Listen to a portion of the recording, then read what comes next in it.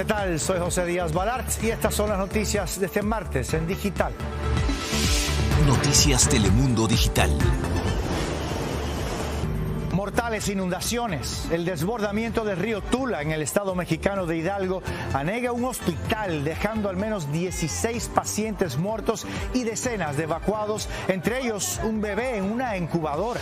Contra la gripe y el COVID. Con la temporada de gripe cerca, expertos recomiendan inmunizarse contra la influenza y el coronavirus. Aclaran que no hay problema si se ponen las dos vacunas el mismo día. Derecho al aborto. A partir de hoy, ninguna mexicana podrá ser encarcelada por abortar. En una decisión histórica, la Corte Suprema de México declara inconstitucional la penalización del aborto. Torrenciales lluvias en México causaron inundaciones mortales en Hidalgo. Tras el desbordamiento de varios ríos, el agua fue indetenible y al menos 16 pacientes de un hospital murieron cuando se anegó de agua.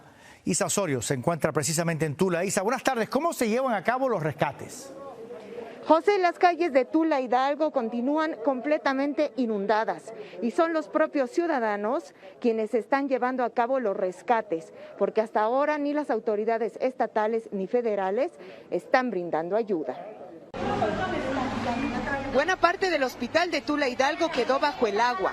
Dentro murieron al menos 17 pacientes del área COVID porque las bombas de oxígeno dejaron de funcionar. 40 personas sobrevivieron y en este momento, si lo pueden ver por acá, se están llevando a cabo las maniobras de rescate. No, pero tiene que ir parejo, jalando, bajando. Personal médico y ciudadanos rescataron a este bebé que estaba en una incubadora.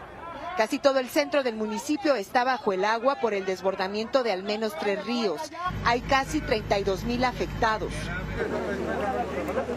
Las pocas lanchas que hay son de algún vecino y las utilizan para rescatar a quienes quedaron atrapados en sus casas, como Irma, quien está sana y salva junto con sus 2 mascotas. Pues estoy, que es ganancia. No, bien, bendito sea Dios. Nunca nos había pasado. Aarón sabe que dentro de casa todo está perdido, pero le preocupan 4 familiares que no pudieron salir. Lo material bien y va, ya se perdió y pues ya. Ahorita lo que me interesa es que estén bien y pues si tuviera una lancha me entraría, ¿no? A pesar de que se implementó el plan DN3 para que el ejército auxiliara a la población, en las calles inundadas son los ciudadanos ayudando a los damnificados. Las lluvias de lunes por la tarde también dejaron bajo el agua a Ecatepec, en el Estado de México. El agua arrasó con todo a su paso. Vecinos rescataron a un bebé y a su madre de la corriente. Mientras tanto, en Tula la desesperación crece porque la ayuda no llega y se teme que los niveles del agua suban porque pronostican más lluvias en las próximas horas. En Hidalgo, México, Isa Osorio, Noticias Telemundo.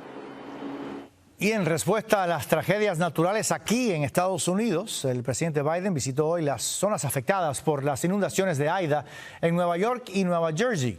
Biden reafirmó que pedirá fondos federales para reconstruir su infraestructura. Carla Mesola está en Nueva York siguiendo esta visita. Carla, buenas tardes. ¿Esas ayudas están llegando ya a la gente? José, ¿qué tal? Muy buenas tardes. Te puedo decir que las ayudas ya están disponibles para solicitarlas. Sin embargo, aquí el principal problema es que la gente está totalmente incomunicada. Hay que recordar que durante estas inundaciones perdieron absolutamente todo, sus celulares, sus televisiones, sus computadoras. Entonces es muy difícil poder tener acceso a la información y las personas siguen muy atentas tratando de salvar algunas de sus pertenencias. También están enfocadas en eso, siguen en las tareas de limpieza. Así que es importante pasar la voz entre la comunidad. Aquí en su visita a Queens, el presidente pidió que soliciten los fondos al tiempo que responsabilizó de esta tragedia una y otra vez a la emergencia climática. Vamos a escuchar. Como ven, mira, aquella casa, el sótano, mira, se le llenó de agua. La tormenta se llevó en cuestión de minutos 22 años de esfuerzo de la familia Gómez para construir el que era su hogar. ¿Y hay algo que pudiste rescatar? Lo único que pudimos salvar fue los papeles que más importaban. Tienen casi una semana secando al sol sus pertenencias, esperando poder recuperar algo, pero ha sido en vano y además pronto tendrán que irse. Los bomberos dijeron que no podemos estar mucho tiempo acá. porque la humedad está subiendo, las paredes de abajo se están cayendo. El presidente Joe Biden recorrió este martes las zonas más afectadas por Ida en Nueva York y Nueva Jersey para calcular los daños que trajo la devastadora tormenta a miles de familias. Biden habló del responsable de la catástrofe. Climate change poses an existential threat to our lives, to our economy, and the threat is here. Miembros de la Guardia Nacional están guiando a damnificados como Sandra, que son elegibles para las distintas ayudas. Si no fuera por los vecinos, no tuviéramos dónde vivir. Entonces, por eso vinimos acá y nos van a ayudar en ese tema. Para solicitar los fondos de FEMA necesita un número de seguro social o el de un familiar, ser un nacional no ciudadano o extranjero calificado, información de la aseguranza, del daño que causó la catástrofe en su propiedad, información financiera y la dirección del lugar que fue afectado. Puede hacerlo por teléfono o en internet. Aquí pueden entrar y pedir ayuda sin importar su estatus migratorio. Puede que sí necesiten algún tipo de documentación, pero por la mayoría de los casos no es necesario. Lo más importante es que se acerquen al departamento financiero o a nosotros, a un tipo de oficina gubernamental. Tan solo en Nueva York se calculan más de 50 millones en pérdidas. La ciudad está extendiendo el servicio de refugio en hoteles y trabaja con la Cruz Roja para dar tarjetas de débito con hasta $500. En Queens, Nueva York, Carla Mesola, Noticias Telemundo. Y para toda la información de cómo solicitar la ayuda puede ir a nuestra página de internet noticiastelemundo.com. Mientras en Luisiana las condiciones de vida siguen siendo críticas a 9 días de que Ida tocara tierra allí como huracán. La falta de electricidad sigue siendo el principal obstáculo a la recuperación. Todavía hay más de 430,000 clientes sin servicio eléctrico, 5 distritos con más del 95% apagado. Entre tanto, autoridades de Luisiana removieron las licencias de 7 residencias de ancianos que fueron evacuadas a un almacén donde murieron 7 personas tras el paso de Ida. Las muertes totales por Ida en el estado ya ascienden a 15.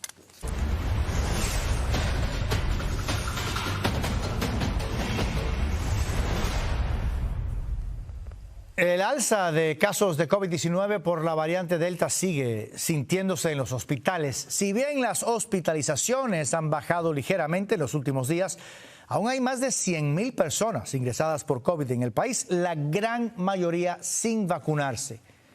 La situación es más crítica en 6 estados con solo 10% de capacidad en las unidades de cuidados intensivos, entre ellos Texas, Georgia y Florida. Todos ellos, excepto Florida, están entre los 25 estados del país con menos de la mitad de su población totalmente vacunada contra el COVID. En Alabama y Mississippi, la vacunación completa está por debajo del 40%. Y además de vacunarse contra el COVID, expertos recomiendan también inmunizarse contra la gripe, pues la temporada de contagio se acerca. Lourdes Hurtado reporta. Ella está vacunada por todo, menos el COVID, obviamente, pero toda su vacuna, hoy mismo le pusieron una. Mientras espera ansiosa que la vacuna contra el COVID-19 sea aprobada para menores de 12 años como su hijita, Gretel se ha asegurado que está inoculada contra todas las demás enfermedades, incluida la influenza. Uno se debe de cuidar mucho y aparte yo también tengo un niño chiquitico y quiero protegerlo y a mi familia lo más posible y a mi bebé que todavía está por nacer. Y es que en medio de esta pandemia el resto de los virus no han parado de circular. Por ello, además de recomendar la vacunación contra el coronavirus, las autoridades sanitarias aconsejan inmunizarse contra la influenza o flu como todos los años, pues la temporada de contagios está a la vuelta de la esquina. Usted puede usar la vacuna del COVID y del flu juntas sin ningún problema. No hay ninguna contraindicación para hacerlo el mismo día, las dos. Las 2 vacunas pueden provocar dolor de cuerpo, fiebre y escalofríos. Pero expertos aseguran que la respuesta inmune del cuerpo y los efectos secundarios son generalmente los mismos de recibir una vacuna a 2. Y de administrarse ambas en un mismo día, se pone una en cada brazo para evitar mayor molestia o inflamación. Yo prefiero tener un solo día las 2 vacunas y así me evito tener que estar un día con fiebre y con escalofríos para después estar en otro día con la misma situación. Ninguna vacuna es 100% efectiva, pero reduce nuestras probabilidades de desarrollar infecciones severas, ser hospitalizados o morir tanto por COVID como por influenza. Entre más inmunizado está uno, es mejor. Es poco probable, pero sí es posible contraer ambos virus simultáneamente. Y por ello, para proteger nuestra salud, nuestra mejor opción es ponernos las 2 vacunas. En Miami, Florida, Lourdes Hurtado, Noticias Telemundo. En Texas, el gobernador Greg Abbott firmó hoy una nueva ley electoral que, según defiende su partido republicano, intenta impedir el fraude, pero para sus críticos hará más difícil votar. Demócratas y organizaciones que se oponen a esta ley aseguran que fue diseñada por legisladores de los republicanos para suprimir el voto de las minorías. Entre otras cosas, reduce las horas de votación, algo que afectaría a los latinos que trabajan horarios menos flexibles. También permite que haya vigilantes de casillas partidistas. Y para mí me da mucho miedo que eso proporcione la intimidación de los votantes. Entonces, tradicionalmente puede haber vigilantes de casillas, pero no pueden estar afiliados con un partido. Ahora, después de esta ley, sí pueden ser partidistas. Ya se han interpuesto al menos 3 demandas contra esta nueva ley electoral en Texas, pero el gobernador Abbott asegura que al final prevalecerá. Hablamos ahora de inmigración, pues las muertes de migrantes al cruzar la frontera siguen en aumento. Reportes de los gobiernos de México y Estados Unidos suman más de 400 fallecidos este año. Edgar Muñoz habló con un migrante que casi pierde la vida para llegar a Texas. ¿Pero sí puede respirar? Jonathan, de 26 años, estaba tirado en el suelo al cruzar el Río Grande. Lo encontramos llorando, quejándose de un fuerte dolor en el estómago. Llegó de Honduras pidiendo a los agentes fronterizos en La Joya, Texas, que no lo dejaran morir. Ya no puedo respirar, tengo como 1 hora de camino y ya no puedo respirar, me duele mucho el pecho. El gobierno de México ha recuperado 46 cuerpos de migrantes en lo que va de este año. En Estados Unidos la cifra es escalofriante. La frontera ha cobrado 383 vidas en los últimos 10 meses. Es el mayor número en 2 décadas. Es un estimado bajo porque muchas personas no las encuentras, desaparecen, no se reportan. La represión a los migrantes en la frontera sur de México será tema de conversación el próximo jueves en una reunión de ambos gobiernos en Washington, donde el presidente López Obrador, a través de una carta a Biden, le pedirá evitar las caravanas. Si nosotros permitimos que transiten al norte de nuestro país para cruzar la frontera, estamos corriendo riesgos.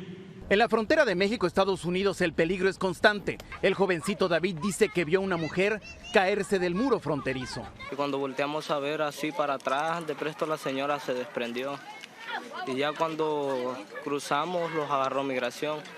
Y ya migración nos contó que la señora se había rajado la cabeza y que la señora había muerto. Los familiares del inmigrante que encontramos tirado en la frontera viven aquí en Houston. Nos dijeron que Jonathan está en un centro de detención que necesita una cirugía urgente, pero no saben si lo van a deportar o dejar en el país. En Houston, Texas, Edgar Muñoz, Noticias Telemundo. Víctimas también de esta crisis migratoria, casi 300 migrantes fueron encontrados en México bajo condiciones de hacinamiento. El masivo grupo estaba en una casa de seguridad de Aguascalientes. Dormían, ahí lo ven, en el piso, apilados unos sobre otros. La mayoría de las personas eran de Guatemala, Honduras, Nicaragua y El Salvador, y entre ellos había 46 menores de edad que viajaban sin compañía de un adulto. Tras el operativo de las autoridades migratorias, 13 individuos fueron arrestados por sospecha de tráfico de personas. Una decisión histórica en México. La Corte Suprema despenalizó hoy el aborto, que seguía siendo un delito en la mayoría de los estados del país. El máximo tribunal determinó que este tipo de penas violan el derecho de las mujeres a decidir. Raúl Torres tiene el reporte. ¡Aborto libre y gratuito! Afuera estaban los gritos a favor de la despenalización del aborto. ¡Las mujeres luchando! Pero también las oraciones en contra. Dios te salve María, llena eres de gracia. Adentro de la Suprema Corte de Justicia se daba una votación histórica. No se podrá, sin violar el criterio de la Corte y la Constitución, procesar a mujer alguna que aborte. La Suprema Corte invalidó por unanimidad una ley del estado de Coahuila que sanciona con hasta 3 años de cárcel a las mujeres que aborten voluntariamente y ordenó a los jueces de todo el país que ninguna mujer que aborte sea encarcelada. Para ellas es un triunfo. Para que no se sigan muriendo miles de mujeres a lo largo y ancho de este país. Entre oraciones, quienes están en contra del aborto dicen que el dictamen va en contra de la vida y de las mujeres. Sí, de ser víctima en un momento dado de un embarazo que es sorpresivo, la convierten en verdugo. Sería una doble victimización. De 2007 a la fecha se han practicado casi 240,000 abortos legales, fundamentalmente en la Ciudad de México, donde son totalmente permitidos. Sin embargo, los abortos clandestinos siguen siendo la cuarta causa de muerte entre las mujeres. Y es que algunos estados solo permiten el aborto en casos de violación o cuando la madre o el bebé están en riesgo. En otros está prohibido. Ahora las mujeres decidirán de manera voluntaria, sin ningún temor, porque los jueces no podrán encarcelarlas. En México, Raúl Torres, Noticias Telemundo. También en México, el dictamen técnico final sobre el colapso del metro capitalino en mayo confirmó las fallas estructurales que provocaron la caída. Según el informe realizado por una empresa noruega, la falta de tornillos funcionales terminó pandeando las vigas que sostenían el tramo de la línea 12 y finalmente la estructura simplemente no pudo soportar la carga. El colapso de la línea dejó 26 muertos y un centenar de heridos. Pasamos a El Salvador, que desde hoy se convirtió en el primer país donde el Bitcoin circula como moneda oficial junto al dólar. Pero la puesta en vigor de esta extraordinaria medida estuvo marcada por protestas y las fallas técnicas. Angie Álvarez nos cuenta. El Bitcoin no tuvo un buen arranque en El Salvador. En las calles, cientos de salvadoreños salieron a protestar en contra del uso de la nueva moneda por ser una medida inconsulta. Lastimosamente el presidente creo que en esta política se está equivocando porque no la supo socializar. Llegaron a la Asamblea Legislativa a solicitar la derogación de la ley porque afirman no traerá beneficios para los más pobres. Hay mucha gente que no tiene esos teléfonos. Imagínese la gente en el campo. Sin embargo, el gobierno asegura que usar el Bitcoin eliminará el cobro de comisiones en el envío de remesas, habrá más inversión extranjera y hasta los más pobres tendrán acceso a ella. Donde más esperan ver el beneficio es en el envío de remesas desde Estados Unidos. Ya no vamos a pagar comisión, pues me está gustando. Pagué $8 y si fuera así como nuestro presidente dice, pues para mí sería mejor, lo mismo que no pago esos $8, los mandes y sirven allá. Pero en un inicio los cajeros no pudieron ser utilizados debido a una falla en la descarga de la aplicación del gobierno conocida como Chivo Wallet, lo que causó inconformidad entre los posibles usuarios.